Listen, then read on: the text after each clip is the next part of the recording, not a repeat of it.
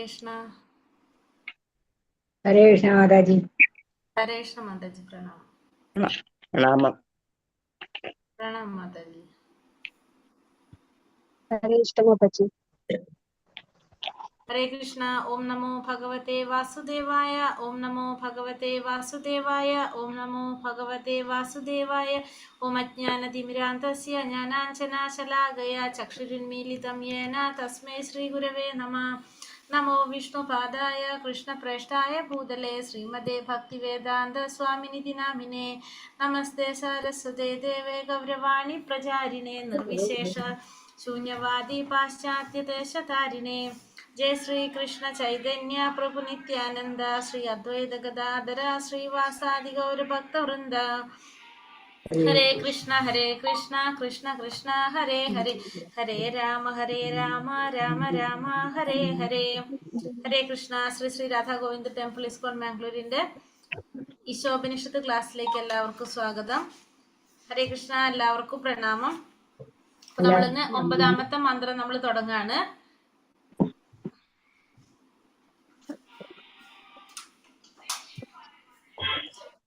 മന്ത്രം 9, 10, 11 ഈ 3 മന്ത്രം ഒറ്റ ഗ്രൂപ്പായിട്ട് നമുക്ക് പഠിക്കാനായിട്ട് അങ്ങനെയാണ് വരുന്നത്. അപ്പൊ അത് നമുക്ക് മനസ്സിലാക്കാനായിട്ട് ഇത്തിരി കൂടി എളുപ്പം അങ്ങനെയായിരിക്കും. നോക്കാം, നമുക്ക് പറ്റണമെങ്കിൽ നമുക്കത് എടുക്കാം ഒരുമിച്ച്.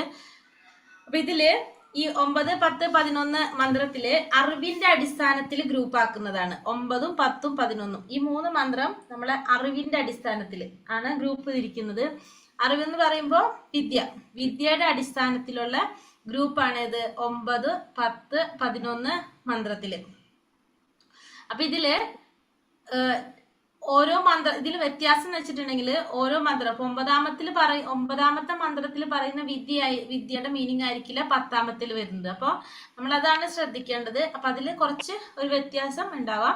അപ്പൊ നമ്മളത് ശ്രദ്ധിക്കാം. ഇപ്പൊ വിദ്യ എന്ന് വെച്ചിട്ടുണ്ടെങ്കിൽ അറിവ്. അപ്പൊ 9ാമത്തെ മന്ത്രത്തിൽ പറയുന്നത് തെറ്റായ ആധ്യാത്മിക ജ്ഞാനം നേടുന്നവര് എവിടേക്ക് പോകും?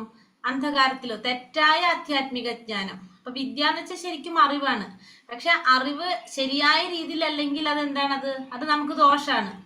അതായത് നമ്മള് ഭഗവത്ഗീത 2ാമത്തെ അധ്യായത്തില് 42 ശ്ലോകം ഇന്നലെ മിഞ്ഞാന്ന് നമ്മൾ ഭാഗവതത്തിന് പറഞ്ഞു. വിദ്യാവാദാരതർ എന്ന് പറഞ്ഞൊരു വാക്ക് പറഞ്ഞത് ഓർമ്മയുണ്ടോ? ഭാഗവതം ക്ലാസ്സിൽ വിദ്യാവാദാരതർ എന്ന് പറഞ്ഞിട്ട് ആർക്കെങ്കിലും ഓർമ്മയുണ്ടായിരുന്നോ അങ്ങനെ പറഞ്ഞതായിട്ട്?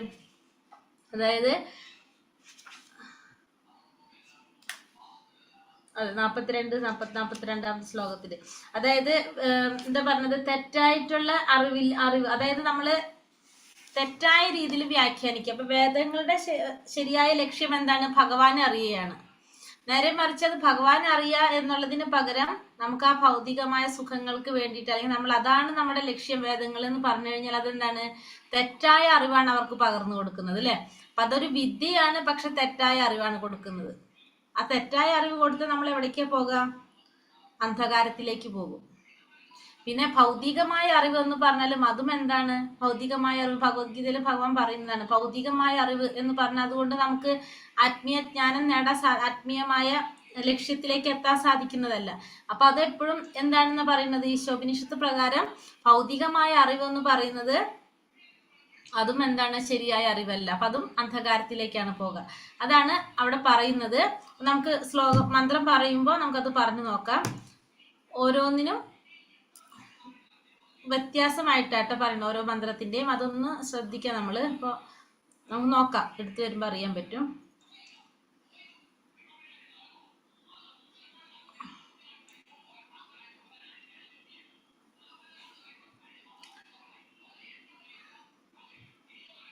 ഈശോപനിഷത്ത് മന്ത്രം 9. ശ്രീ ശ്രീ രാധാ ഗോവിന്ദ് കി ജയ്, ശ്രീ പ്രഭുപാദ് കി ജയ്. അപ്പൊ 9 തൊട്ട് 11 വരെയുള്ള മന്ത്രത്തില് നമ്മൾ പറഞ്ഞു എന്തിന്റെ അടിസ്ഥാനത്തിലാണ് ഗ്രൂപ്പ് തിരിക്കുന്നത്? അറിവിന്റെ അടിസ്ഥാനത്തിലാണ് ഗ്രൂപ്പ് തിരിക്കുന്നതെന്ന്. അപ്പൊ മന്ത്രം നോക്കാം. ഓം നമോ ഭഗവതേ വാസുദേവായ. അന്ധം തമ പ്രവിശ്യന്തി യേ വിദ്യാമുപാസതേ തദോ ഭൂയ ഇവ തേ തമോ യാ ഊം വിദ്യായാം രതഃ. അന്ധം തമ പ്രവിശ്യന്തി യേ വിദ്യാമുപാസതേ തതോ ഭൂയ ഇവ തേ തമോ യാ ഊ വിദ്യായാം രതഃ അന്ധം തമ പ്രവിശ്യന്തി യേ വിദ്യാമുപാസതേ തതോ ഭൂയ ഇവ തേ തമോ യാ ഊ വിദ്യായാം രതഃ. അപ്പൊ ഇവിടെ പറയുന്നത് അജ്ഞാന കർമ്മങ്ങളിൽ വ്യാപരിച്ചിരിക്കുന്നവർ തമോനിബിഡമായ ലോകങ്ങളിലെത്തുന്നു. മിഥ്യാജ്ഞാനത്തിൽ വ്യാപൃതരായവർ കൂടുതൽ മോശമായ അവസ്ഥയെ പ്രാപിക്കുന്നു. അപ്പൊ ഇവിടെ പറഞ്ഞ അജ്ഞാന കർമ്മം എന്ന് പറഞ്ഞാല് അറിവില്ലായ്മ കൊണ്ട് നമ്മൾ ചെയ്യുന്ന പ്രവൃത്തികൾ. അതായത് ഇവിടെ പറയുന്നു അറിവിന്റെ അടിസ്ഥാനത്തിലാണ് നമ്മൾ ഗ്രൂപ്പ് ആക്കുന്നെന്ന് പറഞ്ഞു അല്ലെ. അപ്പൊ 9-ാമത്തിൽ പറയുന്ന വിദ്യ എന്ന് പറയുന്നത്, 9-ാമത്തെ മന്ത്രത്തിൽ പറയുന്ന വിദ്യ എന്ന് പറയുന്നത് തെറ്റായ ആധ്യാത്മിക ജ്ഞാനത്തെ ഉദ്ദേശിക്കുന്നത്. തെറ്റായ ആധ്യാത്മിക ജ്ഞാനം നേടുന്നവര് അവരെന്താ സംഭവിക്കുക? അവര് അന്ധകാരത്തിലേക്ക് പോകും, തമോനിബിഡമായ ലോകങ്ങളിലേക്ക് പ്രവേശിക്കും. ഇനി മിഥ്യാജ്ഞാനത്തിൽ വ്യാപൃതരായിട്ടുള്ളവര് മിഥ്യാജ്ഞാനാണെന്നാണ് തെറ്റായ ആധ്യാത്മിക ജ്ഞാനം. അത് നേടുന്നവര് മോശമായ അവസ്ഥയിൽ പ്രവഹിക്കും. അജ്ഞാന കർമ്മം എന്ന് പറയുന്നത് ഭൗതിക ജ്ഞാനമാണ്. നമ്മുടെ ഈ ഭൗതിക ലോകത്തിൽ നമ്മൾ നേടുന്ന അറിവ്, നമ്മൾ നേടുന്ന ഡിഗ്രിയും PGയും PhD ഇതൊക്കെ എന്താണ്? ഈശോപനിഷത്തിന്റെ ഭാഷയില് ഇതെല്ലാം എന്താണ്? നമുക്ക് വേണ്ടാത്തൊരു അറിവാണ്. വേണ്ടാത്തൊരു എന്ന് വെച്ചാൽ നമുക്ക് ശരിയായ നമ്മുടെ ലക്ഷ്യം എന്ന് പറയുന്നത് സാക്ഷാത്കാരം, ആത്മസാക്ഷാത്കാരം നേടാമെന്നാണ്. അപ്പൊ അതിന് ഉപയോഗിക്കാൻ സാധിക്കാത്ത, അല്ലെങ്കിൽ അതിലേക്ക് നയിക്കാത്ത എല്ലാ അറിവും എന്താണ്? അറിവും തമോനിബിഡത്തിലേക്ക് കൊണ്ടുപോകുന്നു എന്നാണ് ഈശോപനിഷത്തിന്റെ ഭാഷയിൽ പറഞ്ഞത്. അപ്പൊ 9-ാമത്തെ മന്ത്രത്തിൽ പറയുന്നത് വിദ്യ അവിദ്യയും തമ്മിലുള്ള താരതമ്യമാണ് നമ്മളിപ്പോ 9-ാമത്തെ മന്ത്രത്തിൽ കാണുന്നത്. അപ്പൊ ഇവിടെ അവിദ്യ എന്ന് വെച്ചാൽ എന്താണ്? സംശയം വേണ്ട, നമുക്കത് എന്താണത്? അപകടം തന്നെയാണ് അവിദ്യ എന്ന് ഉദ്ദേശിക്കുന്ന. അപ്പൊ ഇവിടെ ഭൗതികമായ അറിവിനെയാണ് അവിദ്യ എന്ന് ഉദ്ദേശിക്കുന്നത്. അപ്പൊ അവിദ്യ കൊണ്ട് അവിദ്യ നമ്മൾ എവിടേക്ക് കൊണ്ടുപോകും? അന്ധകാരത്തിലേക്ക് കൊണ്ടുപോകും. വിദ്യ നമ്മൾ ഇവിടെ എന്തിലേക്ക് കൊണ്ടുപോകും? അന്ധകാരത്തിലേക്ക് കൊണ്ടുപോകും. കാരണം വിദ്യ എന്ന് പറയുന്നത് ഇവിടെ തെറ്റായ അല്ലെങ്കിൽ വഴിപിഴക്കപ്പെട്ട അറിവ്, അതാണ് ഉദ്ദേശിക്കുന്നത്. തെറ്റായ രീതിയിൽ അല്ലെങ്കിൽ വഴിപിഴക്കപ്പെട്ട രീതിയിലുള്ള അറിവിനാണ് വിദ്യ എന്ന് 9-ാമത്തെ മന്ത്രത്തിൽ ഉദ്ദേശിക്കുന്നത്. അപ്പൊ അതും നമ്മൾ എവിടേക്കാണ് കൊണ്ടുപോകുന്നത്? അന്ധകാരത്തിലേക്കാണ് കൊണ്ടുപോകുന്നത്. അതായത് തെറ്റായ അറിവ് എന്ന് ഉദ്ദേശിക്കുന്ന അവിടെ എന്താണ്? തെറ്റായിട്ടുള്ള അല്ലെങ്കിൽ വഴിപിഴക്കപ്പെട്ട അറിവ് എന്ന് പറയുന്നത് നമ്മളാ പറയുന്ന, അതായത് വേദങ്ങളുടെ ലക്ഷ്യം ശരിക്കും എന്താണ്? ഭഗവാനെ അറിയുക എന്നുള്ളതാണ് വേദങ്ങളുടെ ലക്ഷ്യം, പരമപുരുഷനായിട്ടുള്ള ഭഗവാനെ അറിയുക. പക്ഷെ എന്നാൽ ഈ വേദാവാധാരതരായിട്ടുള്ള വ്യക്തികൾ, അതായത് ഈ മായയിൽ അപഹരിക്കപ്പെട്ട അത്തരത്തിലുള്ള വ്യക്തികൾ എന്ത് ചെയ്യാണ്? ഭഗവാനെ അറിയുക എന്നുള്ളതിന് പകരം സ്വർഗപ്രാപ്തി വേണം, അതായത് ഫലം ആഗ്രഹിച്ചുകൊണ്ട് ചെയ്യുന്ന അത്തരത്തിലുള്ള കാര്യങ്ങൾക്കാണ് എന്ന് പറഞ്ഞാൽ അതെന്താണ്? തെറ്റായിട്ടുള്ള ആധ്യാത്മിക ജ്ഞാനമാണ് അവിടെ കൊടുക്കുന്നത്. അപ്പൊ അത്തരത്തിലുള്ളവര് എന്ത് പോകും? അവര് അന്ധകാരത്തിലേക്ക് പോകും. അപ്പൊ ഇവിടെ നമുക്ക് പറയാനായിട്ട് മനസ്സിലാക്കേണ്ടത് ഇതാണ്: വിദ്യയും നമ്മൾ അന്ധകാരത്തിലേക്ക് കൊണ്ടുപോകും, അവിദ്യയും നമ്മൾ അന്ധകാരത്തിലേക്ക് കൊണ്ടുപോകും. ഇവിടെ വിദ്യ എന്ന് പറയുന്നത് തെറ്റായ ആധ്യാത്മിക ജ്ഞാനവും, അവിദ്യ എന്ന് പറഞ്ഞാൽ ഭൗതിക ജ്ഞാനം ഈശോപനിഷത്തിന്റെ ഭാഷയിൽ സംശയമില്ല എന്താണത്? അന്ധകാരത്തിലേക്ക് കൊണ്ടുപോകുന്നത് തന്നെയാണ്. അപ്പൊ രണ്ടും എന്താണ്? അന്ധകാരത്തിലേക്ക് കൊണ്ടുപോകുന്നു എന്നുള്ളതാണ് 9-ാമത്തെ മന്ത്രം പറയുന്നത്. അപ്പൊ ഇവിടെ വിദ്യ എന്ന് പറയുന്നത് തെറ്റായ ആധ്യാത്മിക ജ്ഞാനം. അപ്പൊ 9-ാമത്തെ മന്ത്രത്തിൽ പറയുന്ന വിദ്യ തെറ്റായ ആധ്യാത്മിക ജ്ഞാനം, അവിദ്യ എന്ന് പറയുന്നത് ഭൗതിക ജ്ഞാനം. അപ്പൊ അത് ആദ്യം പറയുന്നതാണ് അവിദ്യ. അവിദ്യ അജ്ഞാന കർമ്മങ്ങളിൽ വ്യാപരിച്ചിരിക്കുന്നവർ തമോനിബിഡമായ ലോകങ്ങളിൽ പ്രവേശിക്കും. വിദ്യ അതായത് തെറ്റായ ആധ്യാത്മിക ജ്ഞാനം, മിഥ്യാജ്ഞാനത്തിൽ വ്യാപൃതരായവർ കൂടുതൽ മോശമായ അവസ്ഥയെ പ്രാപിക്കും. അപ്പൊ രണ്ടു കൂട്ടരും എവിടേക്ക് പോകും? അന്ധകാരത്തിലേക്ക് പോകും. വിദ്യയും അവിദ്യയും രണ്ടുപേരും എവിടേക്കാ പോകുന്നത്? അന്ധകാരത്തിലേക്ക് പോകുന്നു എന്നുള്ളതാണ് 9-ാമത്തെ മന്ത്രത്തിൽ പറയുന്നത്. ഇവിടെ പറയുന്ന വിദ്യ എന്ന് പറയുന്നത് തെറ്റായ ആധ്യാത്മിക ജ്ഞാനം, അവിദ്യ എന്ന് പറഞ്ഞ ഭൗതിക ജ്ഞാനം. ഇത് രണ്ടും നമ്മുടെ അന്ധകാരത്തിലേക്ക് കൊണ്ടുപോകുന്നു എന്നുള്ളതാണ് 9-ാമത്തെ മന്ത്രത്തിൽ നമുക്ക് പറഞ്ഞു തരുന്നത്. മനസ്സിലായോ ഞാൻ പറഞ്ഞത്?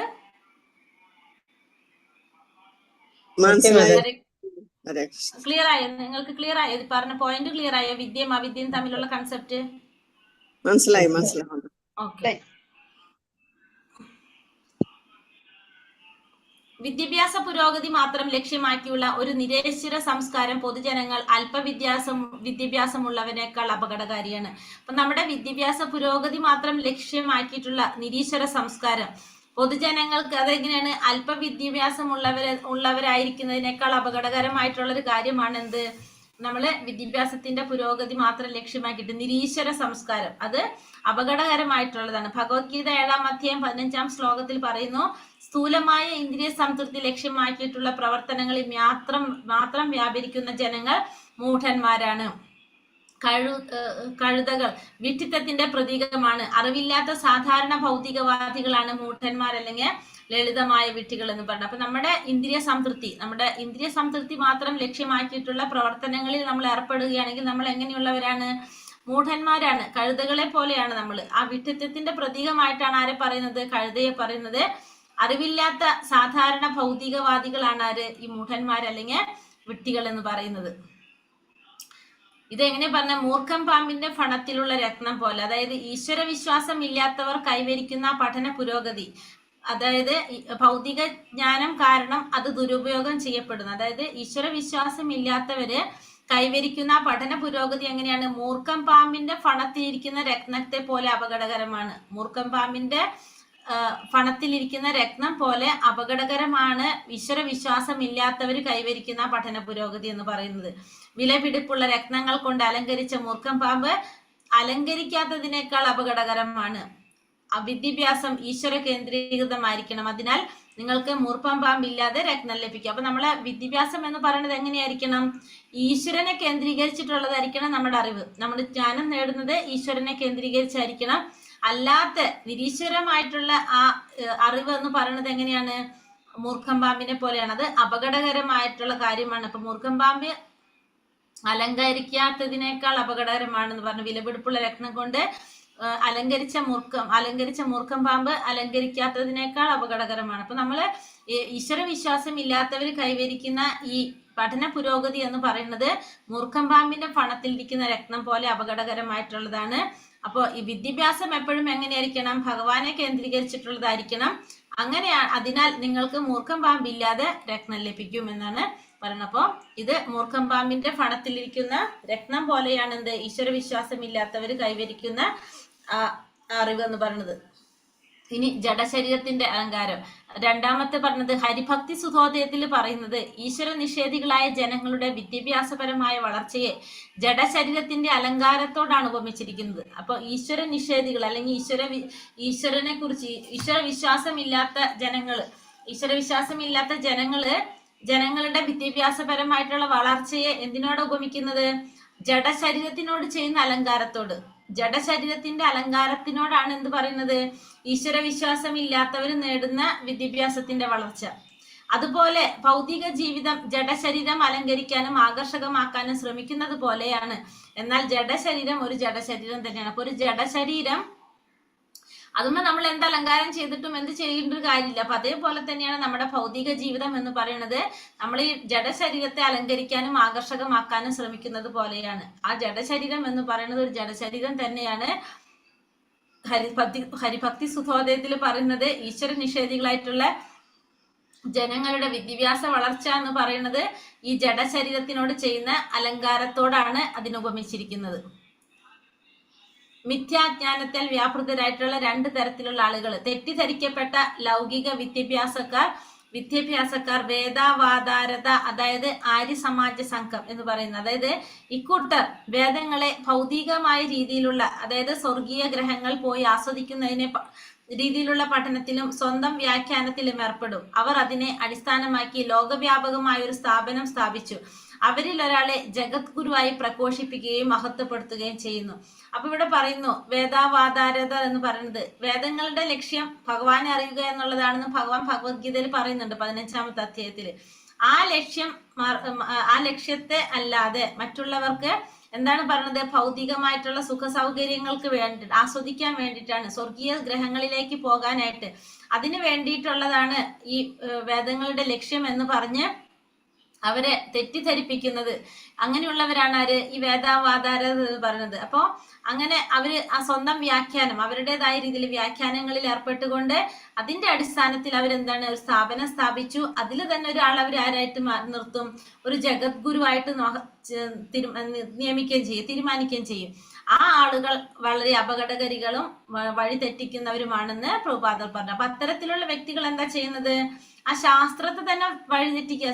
ആ ശാസ്ത്രം വേദങ്ങളെ അറിയാന്നുള്ളതാണ് എല്ലാ ശാസ്ത്രങ്ങളുടെയും ലക്ഷ്യം.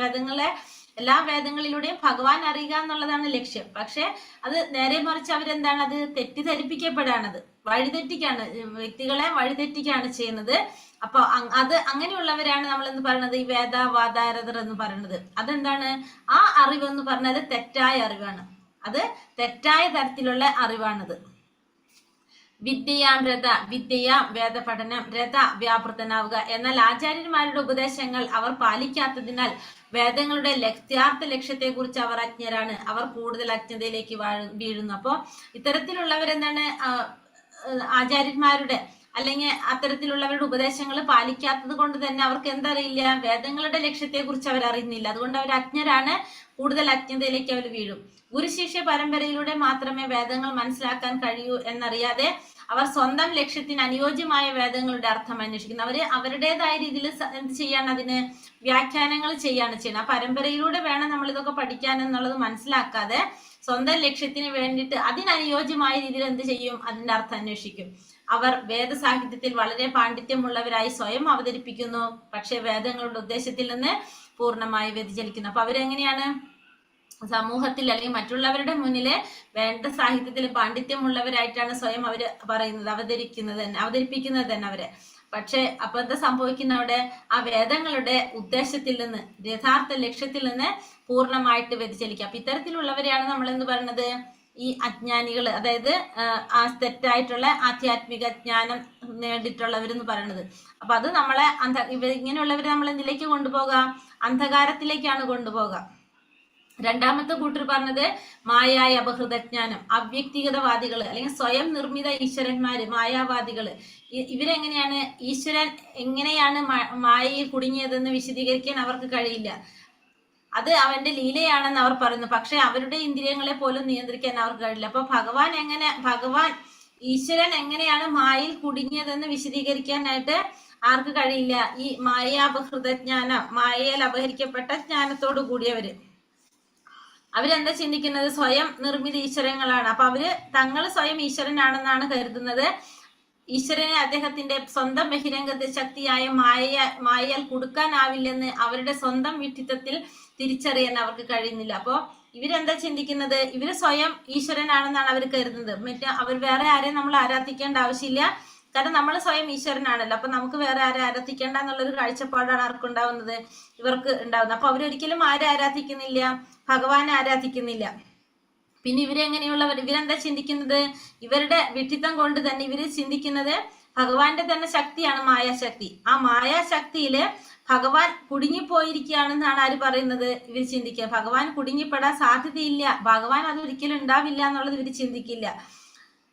കാരണം ഭഗവാനെ കൊടുക്കണമെങ്കിൽ എന്ത് വേണം, മായ ഭഗവാനേക്കാൾ ശക്തമായിരിക്കണം. അത് ആർക്കും മനസ്സിലാക്കാൻ സാധിക്കില്ല, ഇത്തരത്തിലുള്ളവർക്ക് അറിയാനായിട്ട് സാധിക്കുന്നില്ല. അപ്പൊ ഒരു ഈശ്വരൻ സർവശക്തനാണെന്ന് അവർക്ക് മനസ്സിലാക്കാൻ സാധിക്കാത്തതുകൊണ്ട് ഈശ്വരനെ കീഴ്പ്പെടുത്താനായിട്ട് മായ കീഴ്പ്പെടുത്തു എന്നാണ് ആര് പറയുന്നത്, ഇവർ ചിന്തിക്കുന്നത്. അപ്പൊ അവരൊരിക്കലും എന്ത് വിചാരിക്കുന്നില്ല, ഈശ്വരനെ കീഴ്പ്പെടുത്താനായിട്ട് മായയ്ക്ക് സാധിക്കില്ല എന്നുള്ളത് അവരൊരിക്കലും പരിഗണിക്കുന്നില്ല. ഇത് ഇങ്ങനെയൊക്കെ പറയുന്നവരാരാണ്, ഇവരൊക്കെ ഈ മായയാൽ അപഹരിക്കട്ട ജ്ഞാനത്തോട് കൂടിയവരാണ്. അപ്പൊ ഇവരൊക്കെ തരുന്ന അറിവ് അല്ലെങ്കിൽ ഇവരിൽ നിന്നൊക്കെ നമ്മൾ നേടുന്ന അറിവ് എങ്ങനെയായിരിക്കും, തെറ്റായ ആധ്യാത്മിക ജ്ഞാനമായിരിക്കും നമുക്ക് കിട്ടും. തെറ്റായിട്ടുള്ള ജ്ഞാനമാണ് നമുക്ക് കിട്ടുന്നത്. ഒരു അറിവാണ്, പക്ഷെ അതെങ്ങനെയാണ്, തെറ്റായതാണ്.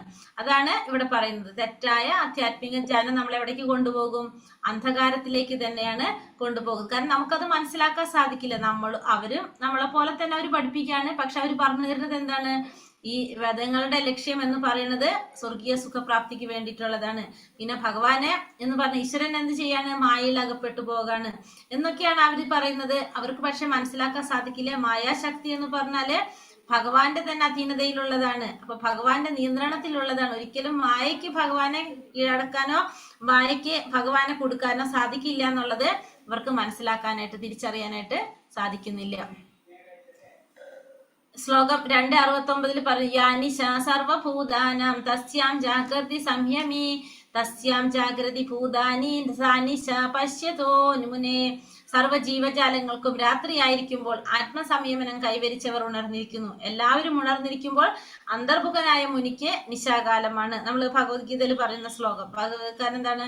രാത്രിയായിരിക്കുമ്പോൾ ആത്മസംയമനം കൈവരിച്ചവരെന്ത് ചെയ്യും? അവർ ഉണർന്നിരുന്ന് അവരുടെ ലക്ഷ്യം എപ്പോഴെന്താണ്? ആത്മസാക്ഷാത്കാരം നേടാന്നുള്ളതാണ്. അപ്പൊ അതിനു വേണ്ടി അവർ പ്രവർത്തിച്ചുകൊണ്ടിരിക്കും. എല്ലാവരും ഉണർന്നിരിക്കുന്ന സമയം അന്തർമുഖനായിട്ടുള്ള മുനി എപ്പോഴും എങ്ങനെയായിരിക്കും? നിശാകാലത്തിലായിരിക്കും. നമ്മള് ഭഗവത്ഗീതയിലെ ശ്ലോകാണത്. ഹരേ കൃഷ്ണ കൃഷ്ണ കൃഷ്ണ ഹരേ ഹരേ ഹരേ രാമ രാമ രാമ ഹരേ ഹരേ. അപ്പൊ ഇവിടെ നമുക്ക് പറഞ്ഞു വരുന്നത് ഇതില് നമ്മൾ മെയിനായിട്ട് ഈ മന്ത്രത്തിന്റെ മീനിങ് പറയുമ്പോൾ 2 കാര്യം. ഒന്ന്, അറിവിന്റെ അടിസ്ഥാനത്തിലാണ് ഗ്രൂപ്പ് എന്ന് പറഞ്ഞു. അപ്പൊ ഇവിടെ ഈ 3 ശ്ലോകത്തിലും പറയുന്നത് 2 കാര്യത്തെ കുറിച്ചാണ്. ഒന്ന് വിദ്യയെ കുറിച്ചും ഒന്ന് അവിദ്യയെ കുറിച്ചും. അപ്പൊ നമ്മൾ 9ാമത്തെ മന്ത്രത്തിൽ പറയുന്ന വിദ്യ എന്ന് പറയുന്നത് തെറ്റായ ആധ്യാത്മിക ജ്ഞാനം. ഇപ്പൊ മനസ്സിലായിട്ടുണ്ടാവുക തെറ്റായ ആധ്യാത്മിക ജ്ഞാനം നമുക്ക് എങ്ങനെയാ കിട്ടുന്നെന്നുള്ളത് അല്ലെ. അതായത് മായാവാദികളിൽ നിന്ന് അല്ലെങ്കിൽ എന്താ പറയാ വേദാവാദാരാധർ അവരിൽ നിന്ന് നമുക്ക് കിട്ടുന്ന ജ്ഞാനം എങ്ങനെയാണ്? തെറ്റായതാണ്. അത് നമ്മൾ എവിടേക്കാ കൊണ്ടുപോകാം? അന്ധകാരത്തിലേക്ക് കൊണ്ടുപോകുക. കാരണം ഭഗവാനെ കുറിച്ച് അറിയാനായിട്ട് നമുക്ക് സാധിക്കില്ല. 2ാമത്തത് ഭൗതിക ജ്ഞാനം. നമ്മൾ ഈ ഭൗതിക ലോകത്തില് നമ്മൾ നേടുന്ന അറിവ്, അതാണ് അവിടെ പറയുന്ന അവിദ്യ. ആ അവിദ്യ നമ്മളെ എന്തിലേക്ക് കൊണ്ടുപോകും? അതും നമ്മൾ അന്ധകാരത്തിലേക്ക് കൊണ്ടുപോകുക. അപ്പൊ നമ്മളെ 9ാമത്തെ മന്ത്രപ്രകാരം വിദ്യയും അവിദ്യയും നമ്മൾ എന്തിലേക്ക് കൊണ്ടുപോകുന്നു? രണ്ടും നമ്മൾ അന്ധകാരത്തിലേക്ക് കൊണ്ടുപോകുന്നു. രണ്ടും നമ്മൾ അപ്പൊ വിദ്യ അവിടെ പറയുന്ന വിദ്യ എന്ന് പറയുന്നത് തെറ്റായ ആധ്യാത്മിക ജ്ഞാനമാണ്. അതായത് നമ്മൾ ഈ വാദാരഥരിൽ നിന്നും മായയാൽ അപഹരിക്കപ്പെട്ട ജ്ഞാനത്തോട് കൂടിയവര് അങ്ങനെയുള്ളവരിൽ നിന്നെല്ലാം നേടുന്ന ജ്ഞാനം നമ്മളെ അന്ധകാരത്തിലേക്ക് കൊണ്ടുപോകുക. അതിനെ നമുക്ക് എന്ത് പറയാൻ പറ്റില്ല? ശരിയായ അറിവ് എന്ന് പറയുക. കാരണം ശരിയായ അറിവ് എന്ന് പറഞ്ഞാൽ ഭഗവാനെ കുറിച്ച് അറിയാനായിട്ട് സഹായിക്കുന്നതാണ്. പക്ഷെ അതല്ല. അപ്പൊ അതുകൊണ്ട് നമ്മൾ അത് അന്ധകാരത്തിലേക്ക് കൊണ്ടുപോകും. പിന്നെ ഭൗതികമായ അറിവ്, അതാണ് അവിദ്യ. ആ അവിദ്യ ഭൗതികമായ അറിവ് കൊണ്ട് നമുക്ക് എന്തില്ല? ഭഗവാനെ കുറിച്ച് അറിയാനായിട്ട് പറ്റുന്നില്ല. അപ്പൊ അതുകൊണ്ട് അതും നമ്മൾ എവിടേക്ക് കൊണ്ടുപോകും? അന്ധകാരത്തിലേക്ക് കൊണ്ടുപോകും. അപ്പൊ ഈശോപനിഷത്തിന്റെ ഭാഷയില് ശരിയായ അറിവ് എന്ന് പറഞ്ഞാൽ എന്താണ്? ഭഗവാനെ കുറിച്ച് അറിയാന്നുള്ളതാണ്. ഭഗവാനെ കുറിച്ച് അറിയാൻ സാധിക്കാത്ത അന്ധകാരത്തിലേക്ക് കൊണ്ടുപോകുന്നതാണെന്നാണ് നമ്മള് ഈ മന്ത്രത്തില് 9ാമത്തെ മന്ത്രത്തില് പറയുന്നത്. മനസ്സിലായോ? അപ്പൊ മനസ്സിലായി മാതാജി. ഹരേ കൃഷ്ണ മനസ്സിലായി മാതാജി. 9ാമത്തെ മനസ്സിലായി? മനസ്സിലായി. ഇനി 10ാമത്തത് ഓപ്പോസിറ്റ് ആണ്. 10ാമത്തെ മന്ത്രം. ഇപ്പൊ ഇവിടെ നമ്മൾ പറഞ്ഞു വിദ്യ എന്ന് പറഞ്ഞാൽ അപ്പൊ 9ാമത്തെ മന്ത്രത്തിൽ വിദ്യ എന്താണ്? തെറ്റായ ആധ്യാത്മിക ജ്ഞാനം. തെറ്റായ ജ്ഞാനം. അവിദ്യ എന്ന് വെച്ചാല് ഭൗതിക ജ്ഞാനം. അപ്പൊ ഇത് രണ്ടും നമ്മൾ എവിടേക്ക് കൊണ്ടുപോകും? അന്ധകാരത്തിലേക്ക് കൊണ്ടുപോകും. ഇനി 10ാമത്തെ മന്ത്രം പറയുന്നു. ഈശോപനിഷത്ത്. ശ്രീ രാധാ ഗോവിന്ദ് കി ജയ്, ശ്രീല പ്രഭുപാദ് കി ജയ്. അന്യത് ഏവാഹുർ വിദ്യയ അന്യത് ആഹൂര വിദ്യയ ഇതി ശുശ്രുമധീരാണാം യേന തദ്വിജചക്ഷിരേ. അന്യത് ഏവാഹുർ വിദ്യയ അന്യത് ആഹൂര വിദ്യയ ഇതി ശുശ്രുമധീരാണാം യേന വിജചക്ഷിരേ. അന്യത് ഏവാഹുർ വിദ്യയ അന്യത് ആഹൂര വിദ്യയ ഇതി ശുശ്രുമധീരാണാം യേന തദ്വിജചക്ഷിരേ.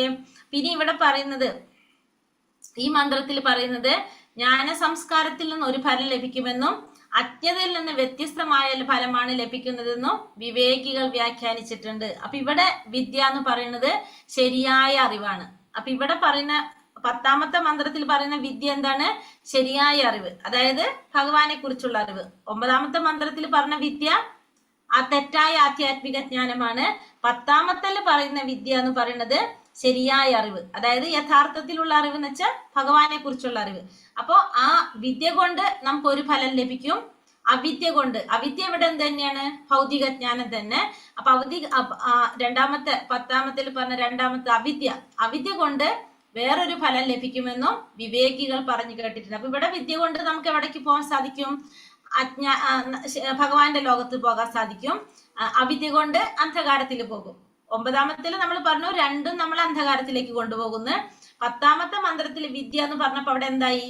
ഭഗവാനെ കുറിച്ചുള്ള അറിവ്, ശരിയായ അറിവാണ് നേടുന്നത്. അപ്പൊ ശരിയായ അറിവ് നേടുമ്പോൾ നമ്മള് ശരിയായ ലക്ഷ്യത്തിലേക്ക് എത്തും. അവിദ്യ എന്ന് പറഞ്ഞാൽ അവിടെയും എന്ത് തന്നെയാണ്? ഭൗതികമായ അറിവ് തന്നെയാണ്. അപ്പൊ ആ ഭൗതികമായ അറിവ് നമ്മുടെ എന്തിലേക്ക് കൊണ്ടുപോകും? അവിടെ അന്ധകാരം നിറഞ്ഞ ലോകങ്ങളിലേക്ക് കൊണ്ടുപോകും. അപ്പൊ ഇവിടെ 10ാമത്തെ മന്ത്രപ്രകാരം വിദ്യ കൊണ്ട് ഒരു ഫലവും കിട്ടും, അവിദ്യ കൊണ്ട് വേറൊരു ഫലവും കിട്ടും. രണ്ടിനും 2 ഫലമാണ് നമുക്ക് കിട്ടുന്നത്. കാരണം വിദ്യ കൊണ്ട് ഭഗവാന്റെ അടുത്ത് പോകാൻ പറ്റും, അവിദ്യ കൊണ്ട് നമ്മൾ എന്ത് ചെയ്യാം? നമ്മളിവിടെ ഭൗതിക ലോകത്തിൽ തന്നെ, അന്ധകാരം നിറഞ്ഞ ലോകത്തിൽ തന്നെ നിൽക്കേണ്ടി വരും.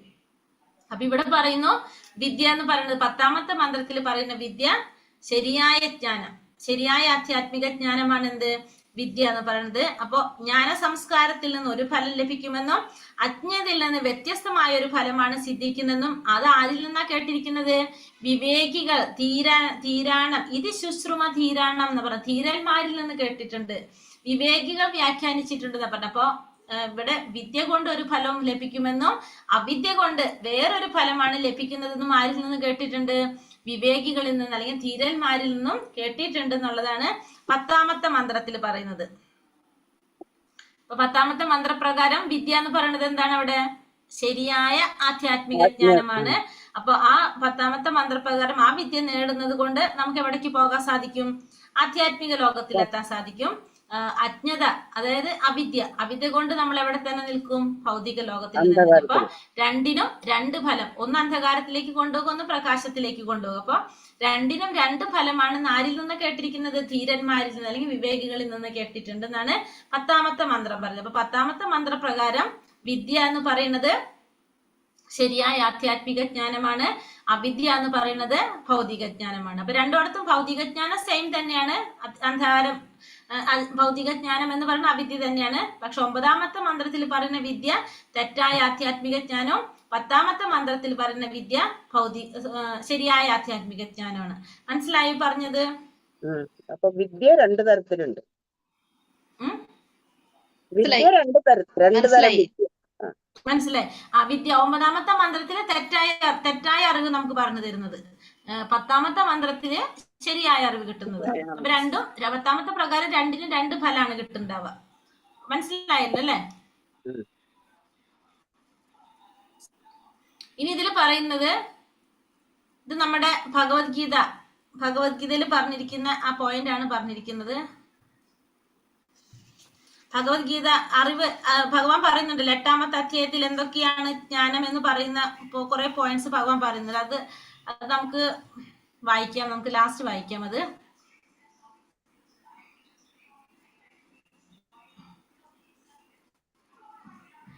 ആത്മീയ ജ്ഞാനം അനശ്വരമാണെന്നും എന്നാൽ ഭൗതിക ജ്ഞാനം മരണത്തോടെ അവസാനിക്കുന്നതാണെന്നും ഗ്രഹിച്ച് ഒരുവൻ ശാസ്ത്രജ്ഞനോ തത്വജ്ഞാനിയോ ആയി തീരുകയും ആത്മജ്ഞാനത്തിൽ ഗവേഷണം നടത്തുകയും ചെയ്യേണ്ടതുണ്ട്. അതായത് ആത്മീയ ജ്ഞാനം എന്ന് പറയുന്നത് അനശ്വരമാണ്, ഭൗതിക ജ്ഞാനം എന്ന് പറയുന്നത് മരണത്തോടെ അവസാനിക്കുന്നതാണെന്ന് ഗ്രഹിച്ചുകൊണ്ട് ഒരു വ്യക്തി എന്താണ്? ശാസ്ത്രജ്ഞനോ തത്വജ്ഞാനോ ആയി തീരുകയും ആത്മജ്ഞാനത്തിൽ ഗവേഷണം നടത്തുകയും ചെയ്യുന്നുണ്ട്. ശ്രീല ഭക്തി വിനോദ ഠാക്കൂർ പറയുന്നത് എല്ലാതരം ഭൗതിക ജ്ഞാനവും കേവലം മായാശക്തിയുടെ ബാഹ്യ സവിശേഷതകൾ മാത്രമാണെന്നും അവ വളർത്തുന്നതിലൂടെ ഒരാൾക്ക് ഒരു കഴുതയേക്കാൾ ഒട്ടും മെച്ചപ്പെടാനാവുന്നില്ല. അപ്പൊ ഭൗതിക ജ്ഞാനം വളർത്തുന്നത് കൊണ്ട് നമുക്ക് എന്തില്ല? അതുകൊണ്ട് യാതൊരു പ്രയോജനം ഇല്ല എന്നുള്ളതാണ് ആര് പറയുന്നത്? ഭക്തി വിനോദ ഠാക്കൂർ പറയുന്നത്. ആത്മീയ ജ്ഞാനം എന്ന് പറയുന്നത് അനശ്വരമായിട്ടുള്ളതാണ്. ഈ ഭൗതിക ജ്ഞാനം എന്ന് പറയുന്നത് നമുക്കറിയാം, ശരീരം കൊണ്ട് നമ്മൾ നേടിയ അറിവ് ശരീരം നശിക്കുന്നതോടുകൂടി അത് ഇല്ലാതാകും. പക്ഷെ ആത്മീയ ജ്ഞാനം എന്ന് പറയുന്നത് എന്താണ്? അങ്ങനെയുള്ളതല്ല, അനശ്വരമായിട്ടുള്ളതാണത്. അപ്പൊ അതുകൊണ്ട് ഒരു വ്യക്തി എന്ത് ചെയ്യാണ്? ആത്മജ്ഞാനത്തിൽ ഗവേഷണം നടത്തണം എന്നാണ് പറയുന്നത്. ഭക്തി വിനോദ ഠാക്കൂർ പറയുന്നത് എല്ലാതരം ഭൗതിക ജ്ഞാനവും എങ്ങനെയാണ്? മായാശക്തിയുടെ ബാഹ്യ സവിശേഷതകൾ മാത്രമാണ്. അത് വളർത്തുന്നതിലൂടെ ഒരാൾ കഴുതയേക്കാളും ഒട്ടും മെച്ചപ്പെടാനായിട്ട് ആർക്കും സാധിക്കില്ല എന്നുള്ളതാണ് ആര് പറയുന്നത്? ഭക്തി വിനോദ ഠാക്കൂർ പറയുന്നത്. ഇവിടെ അവിദ്യയും വിദ്യയും ആധുനിക വിദ്യാഭ്യാസത്തിന്റെയും സർവകലാശാലകളുടെയും പശ്ചാത്തലത്തിൽ പ്രഭുപാദർ അജ്ഞാനത്തെ കുറിച്ച് സംസാരിക്കുന്നു. സർവകലാശാലകൾ വിദ്യാർത്ഥികൾക്ക് ബ്രഹ്മചര്യത്തിന്റെ നിയമാത്മക തത്വങ്ങളെ കുറിച്ചുള്ള പാഠങ്ങൾ നൽകുന്നില്ല. മാത്രമല്ല അവർക്ക് ശാസ്ത്രാനുശാസനങ്ങളിൽ വിശ്വാസവുമില്ല.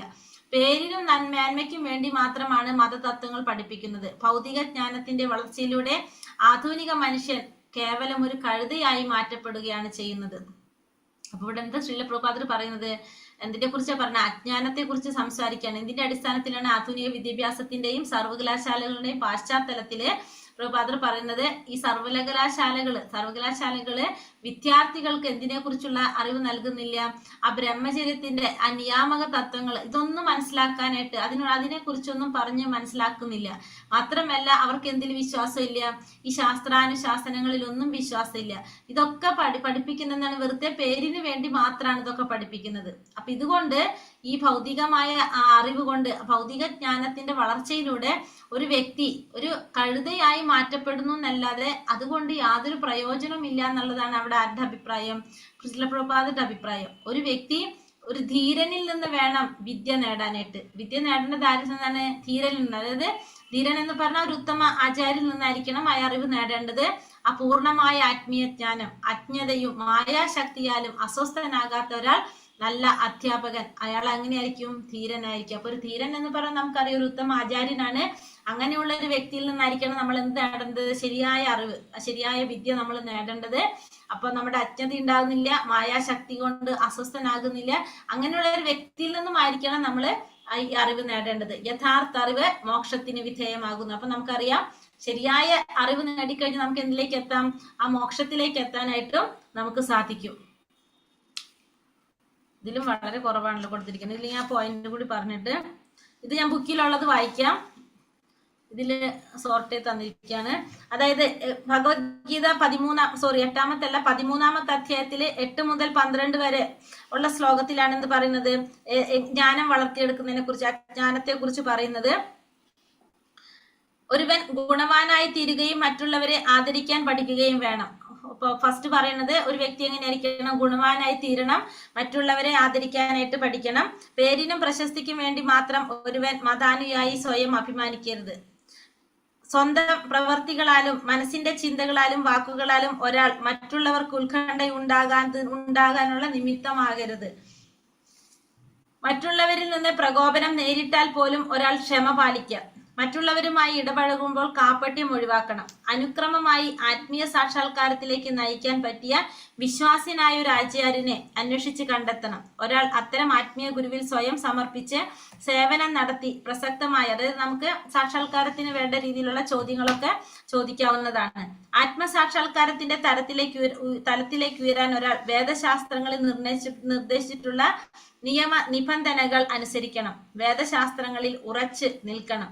ആത്മസാക്ഷാത്കാരത്തിന് വിഘാതമായി നിൽക്കുന്ന സകല വ്യാപാരങ്ങളിൽ നിന്നും ഒരാൾ പൂർണ്ണമായിട്ടും ഒഴിഞ്ഞു നിൽക്കണം. പിന്നെ സ്വന്തം ശരീര നിവർത്തിക്ക് ആവശ്യമായതിൽ കവിഞ്ഞ് ഒന്നും അയാൾ എന്ത് ചെയ്യാൻ പാടില്ല?